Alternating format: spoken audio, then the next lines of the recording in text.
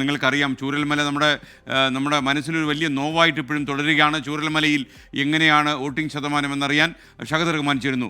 ഷഹദ്, ഒരുപക്ഷെ ചൂരൽമലക്കാരുടെ ദുഃഖത്തിന് ഇപ്പോഴും അവസാനമില്ല എന്ന് നമുക്കറിയാം. കാര്യം ദുരിതാശ്വാസത്തിൻ്റെ കാര്യത്തിലൊക്കെ തന്നെ ഇനിയും ക്ലാരിറ്റികളൊക്കെ വരാനുണ്ട്. പറയൂ.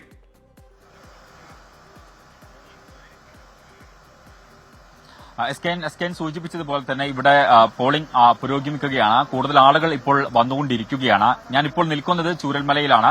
ഇതിൽ ഏറ്റവും പ്രധാനപ്പെട്ട കാര്യം എന്ന് പറയുന്നത് ഇവിടെയുള്ള ആളുകൾക്ക്, കാരണം നമുക്കറിയാം എസ് കെ സൂചിപ്പിച്ചതുപോലെ തന്നെ ഇവിടെയുള്ള ആളുകൾ വലിയൊരു ദുരന്തത്തെ അഭിമുഖീകരിച്ച ആളുകളാണ്. അതുകൊണ്ട് തന്നെ ഇവരെല്ലാവരും പല ഇടങ്ങളിലായിട്ടാണ് ഇപ്പോൾ താമസിക്കുന്നത്. ഇപ്പോൾ ജില്ലാ ഭരണകൂടം ഇവർക്ക് ഇവിടെ വോട്ട് ചെയ്യുവാൻ വേണ്ടിയിട്ട് പ്രത്യേക സംവിധാനം ഒരുക്കിയിട്ടുണ്ട്, വോട്ട് വണ്ടി എന്ന പേരിൽ. അപ്പോൾ ഇവർ വിവിധ ഇടങ്ങളിൽ താമസിക്കുന്ന ആളുകളെ ഒരുമിച്ച് ഒരു ബസ്സിൽ ഇവിടേക്ക് കൊണ്ടുവരികയാണ്. ഇപ്പോൾ 2 ബസ്സാണ് വന്നിട്ടുള്ളത്. 80 പേരാണ് ഇപ്പോൾ ഇവിടേക്ക് എത്തിയിട്ടുള്ളത്. അതിൽ 2 പേരാണ്, ദമ്പതികളാണ് നമുക്കൊപ്പം ചേരുന്നത്. ചേച്ചിന്റെ പേരെന്തായിരുന്നു? ബേബി. ചേട്ടന്റെ പേരെന്താ? സെൽവരാജ്.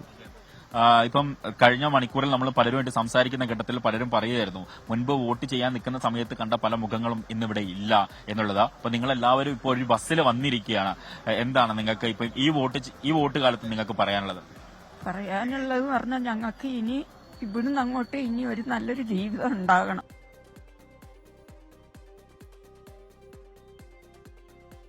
വേറെ ഇനി ഒരു തൊഴിലില്ല, അവിടെ ഒരു തൊഴിലുള്ള മേഖലയിൽ ഒരു. നമുക്കൊപ്പം ചേർന്ന് ഷഹദ് റഹ്മാനാണ്. പ്രിയപ്പെട്ട പ്രേക്ഷകരെ, മുണ്ടക്കൈ ചൂരൽമല ദുരന്തത്തിന് ശേഷം നടക്കുന്ന ആദ്യത്തെ ഉപതെരഞ്ഞെടുപ്പാണ് വയനാട്ടിൽ നടക്കുന്നത്. അതുകൊണ്ട് തന്നെ ഈ ചൂരൽമല നമ്മോട് വിളിച്ചു പറയുന്ന കുറേ കാര്യങ്ങളുണ്ട്.